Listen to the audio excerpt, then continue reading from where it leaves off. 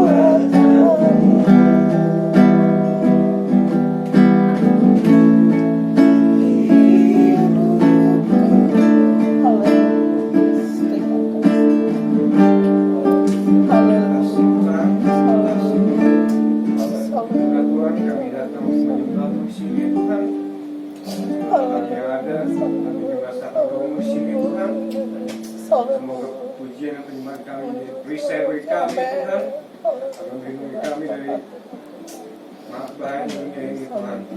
Pimpin kami pada ini Tuhan, sucikan kuduskan kami Tuhan. Agar kami boleh layak untuk memuji bersama. Terima kasih Tuhan, haleluya, amin. Lagu selanjutnya kita angkat lagu Tuhanlah dan Tuhanlah kekuatan. Masih bangkit berdiri.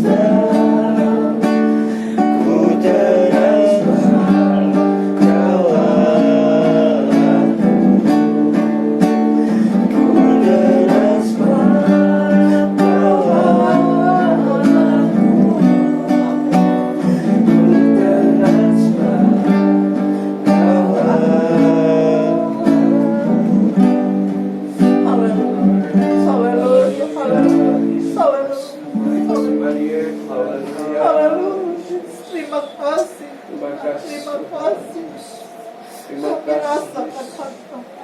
Terima kasih Yesus. Haleluya. Engkaulah Haleluya. Engkaulah kekuatan, Engkaulah pertolongan. Haleluya, haleluya, haleluya. Angkat nafas sekali lagi ya.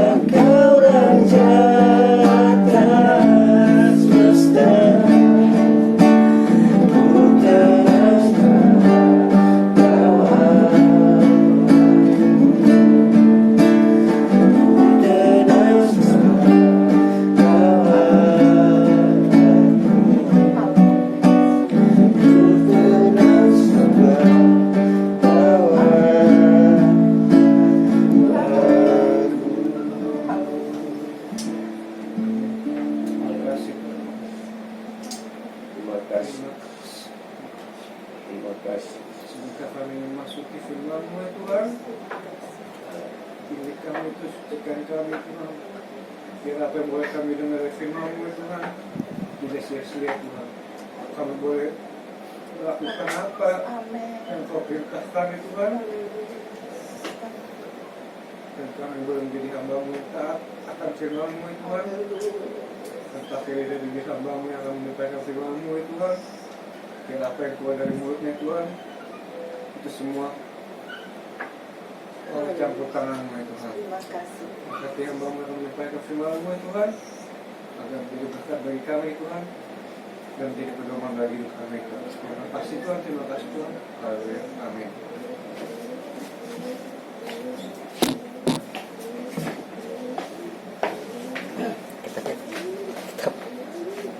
Kalau Tuhan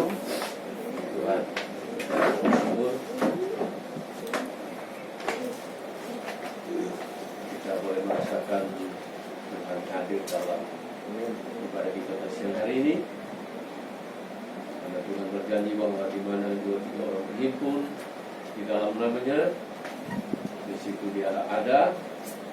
Dan kalau Dia ada, maka Dia memberkati kita. Kita percaya Tuhan ada dan Tuhan memberkati kita. Kita kembali membuka kitab kita. Kita sambung firman Tuhan minggu kemarin. 1 Petrus pasal 4 ayat yang ke-8 sampai ayat yang ke-11. Minggu kemarin kita belajar ayat yang ke-7. Minggu ini kita belajar ayat yang ke-8 sampai ayat yang ke-11. Selamat siang bagi jemaat Philadelphia di rumah masing-masing. Mari kita sama-sama menyimak firman Tuhan ini supaya kita diberkati lewat firman Tuhan ini. 1 Petrus pasal 4 ayat yang ke-8 sampai ayat 11. Kita sama-sama baca. 1, 2, 3.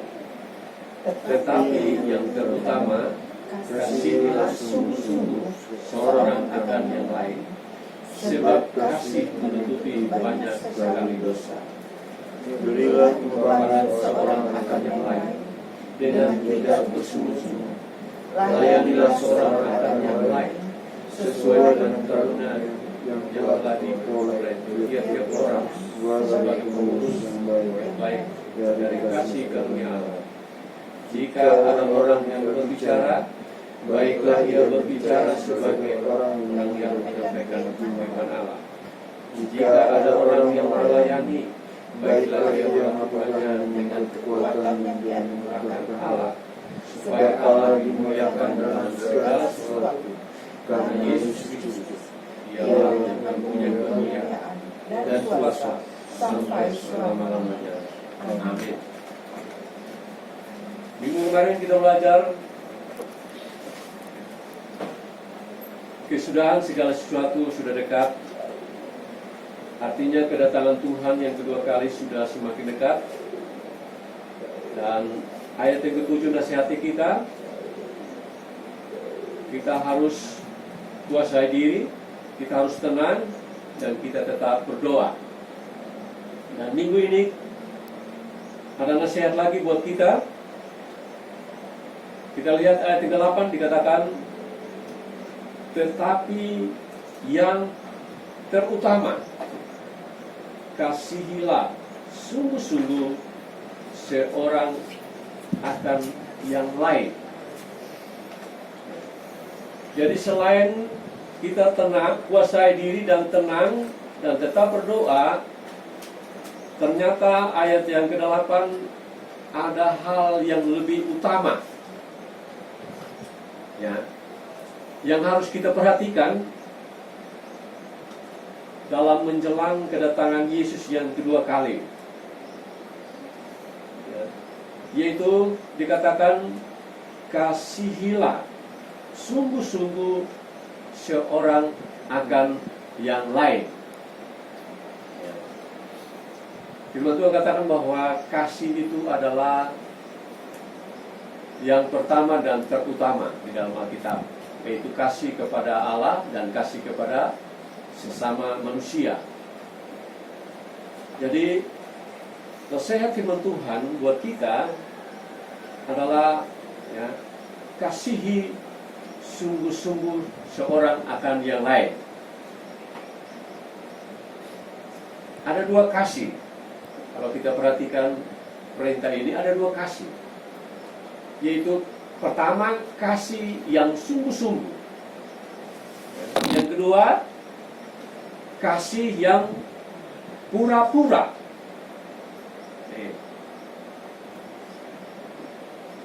Kasih yang sungguh-sungguh itu artinya tidak main-main, dengan segenap hati, dengan tekun dan benar.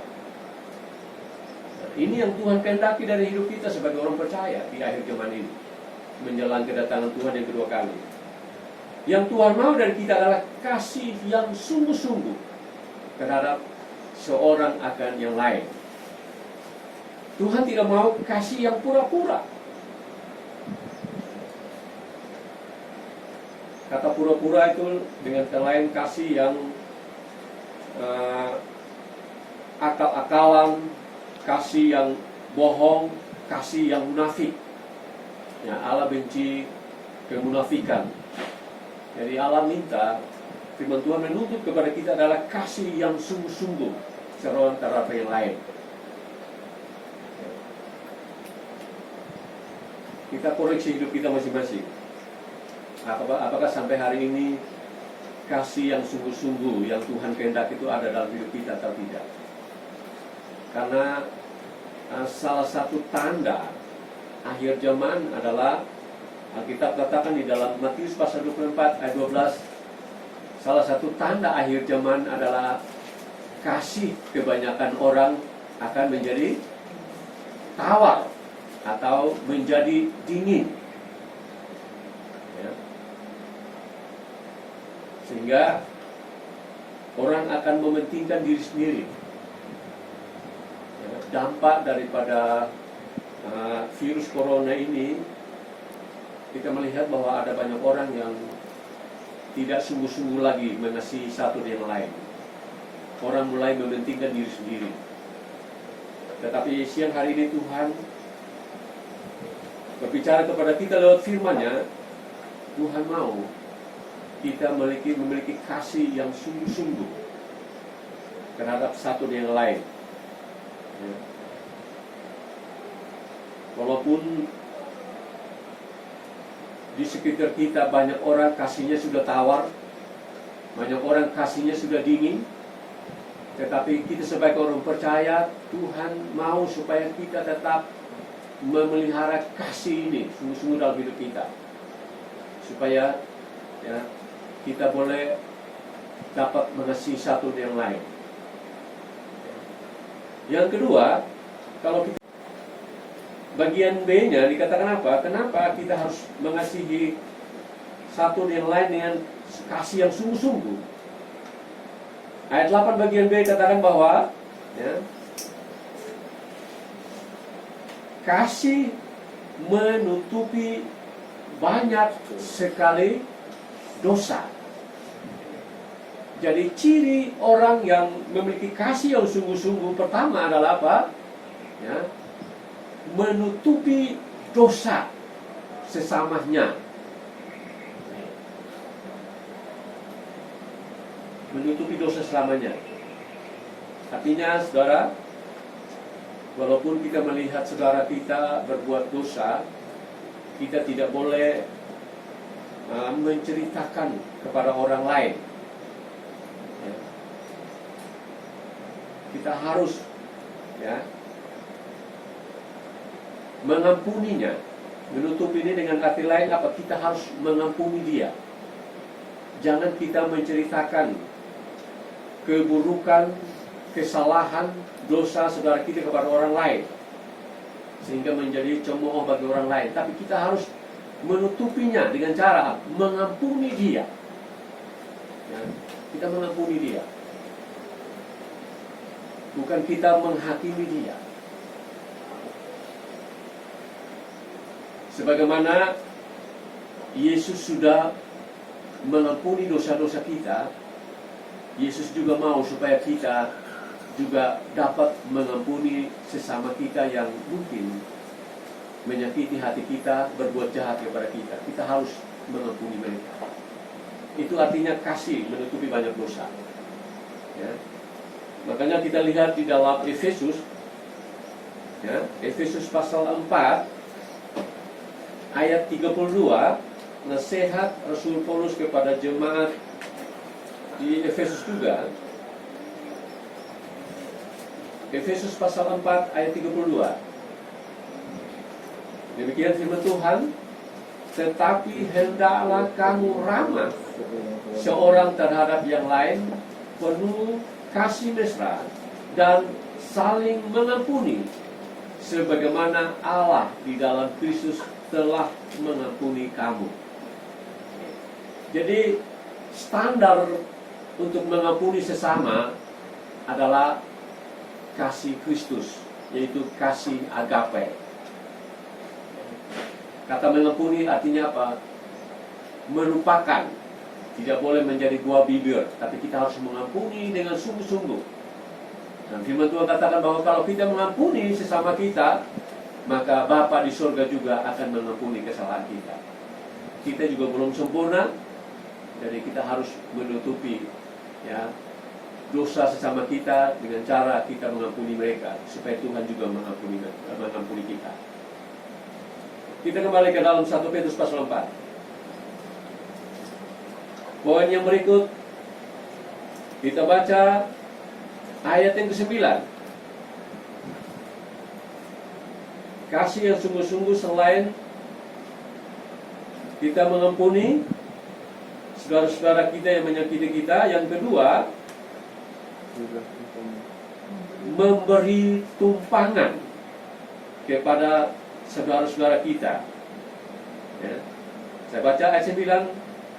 Berilah tumpangan seorang akan yang lain dengan tidak bersungut-sungut.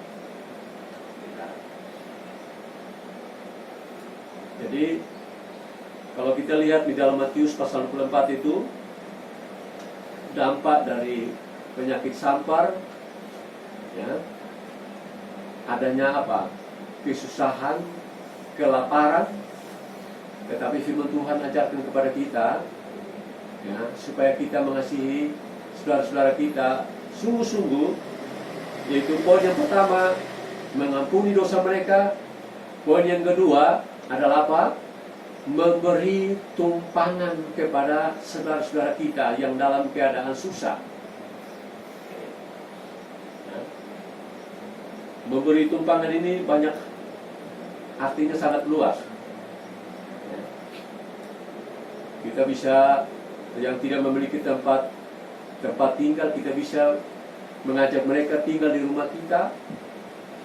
Ya, cuma kita harus pakai hikmat, karena zaman kita beda dengan zaman Abraham. Abraham membuka pintu rumahnya dan memberi tumpangan kepada 3 orang asing. Tapi ternyata 3 orang asing itu adalah malaikat Tuhan yang membawa berkat bagi Abraham. Tapi kita di akhir zaman ini memberi tumpangan, kita harus pakai hikmat, karena zaman kita adalah zaman yang jahat. Jadi kita menerima setiap orang, ya, contohnya, ya, dia bisa menguras apa yang kita miliki dalam rumah kita. Ya, jadi kita harus, ya, harus hati-hati, minta hikmah dari Tuhan supaya kita menerima setiap orang asing. Kita harus, ya, harus kita teliti supaya jangan sampai ternyata orang yang kita terima tumpang di rumah kita ternyata orang yang jahat. Bukan malaikat yang membawa berkat, tapi malaikat membawa malapetaka, bencana, membawa kerugian. Tapi pada intinya ayat ini mengajar kepada kita kasih yang sungguh-sungguh adalah suka memberi. Amin.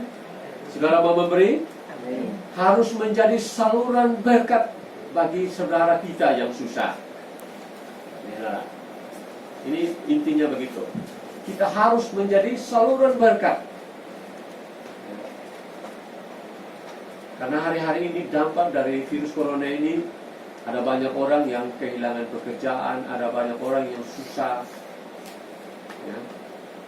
Tetapi disinilah Tuhan mau kita sebagai orang percaya, kita buktikan kasih kita kepada sesama kita.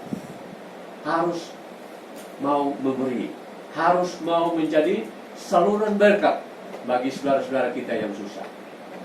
Saya bersyukur, berterima kasih kepada Tuhan, karena Tuhan mempercayakan jemaat Philadelphia yang luar biasa. Ya. Ini minggu yang ketiga kita libur, tidak beribadah di gereja, kita ibadah di rumah masing-masing. Tapi saya bersyukur sebagai seorang gembala, bersyukur Tuhan percayakan jemaat yang luar biasa, yang memiliki kasih yang sungguh-sungguh seperti kasih Kristus.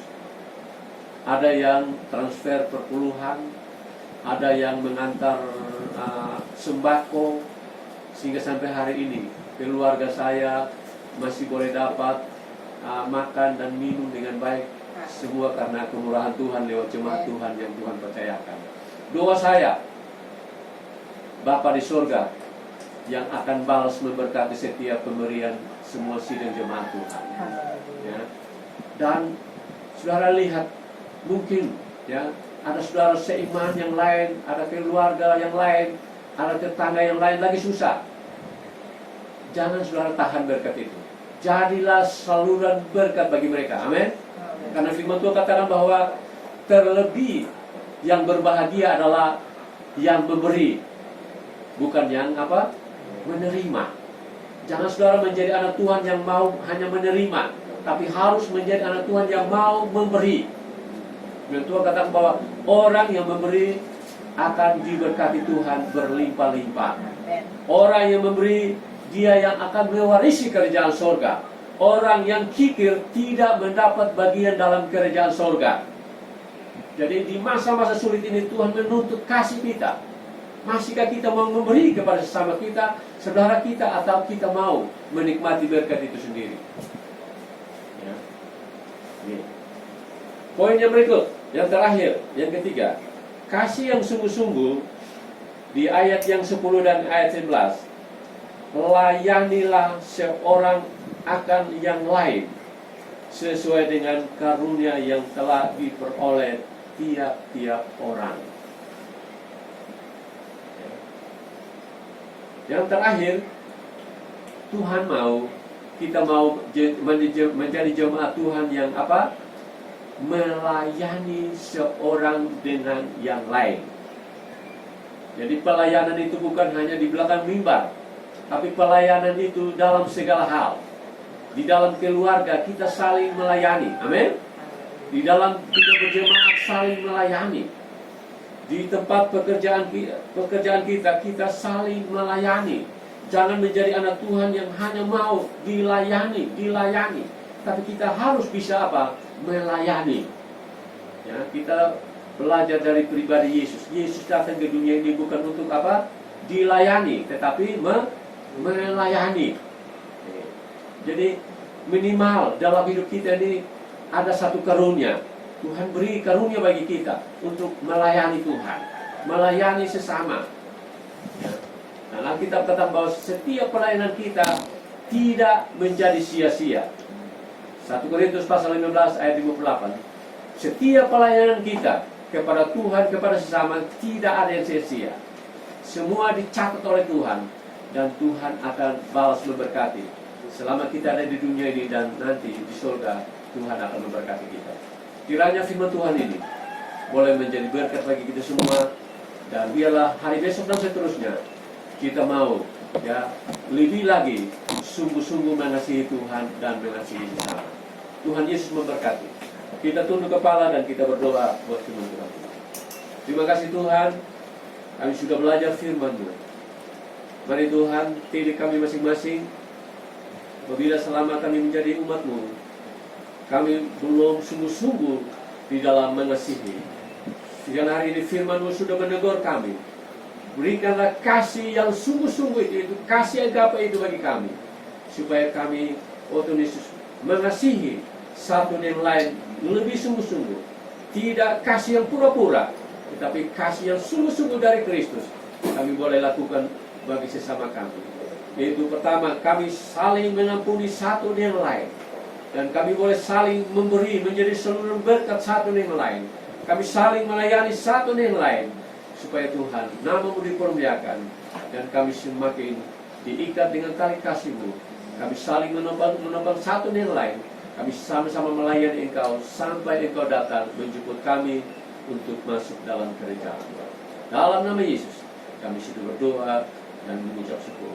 Berkati bangsa negara kami Indonesia, berkati pemerintah kami, bebaskan bangsa kami ini dari virus corona di dalam nama Yesus. Sehingga bangsa kami bebas dari virus corona, kami boleh kembali menjalankan aktivitas kami dengan baik, kerjaan kami dengan baik, kami kembali beribadah dengan baik di gereja. Nama Tuhan ditinggikan, dipermuliakan untuk selama-lamanya. Dalam nama Yesus kami sudah berdoa mengucap syukur, dan kami akhiri ibadah kami siang hari. Terpujilah nama-Mu. Haleluya. Amin.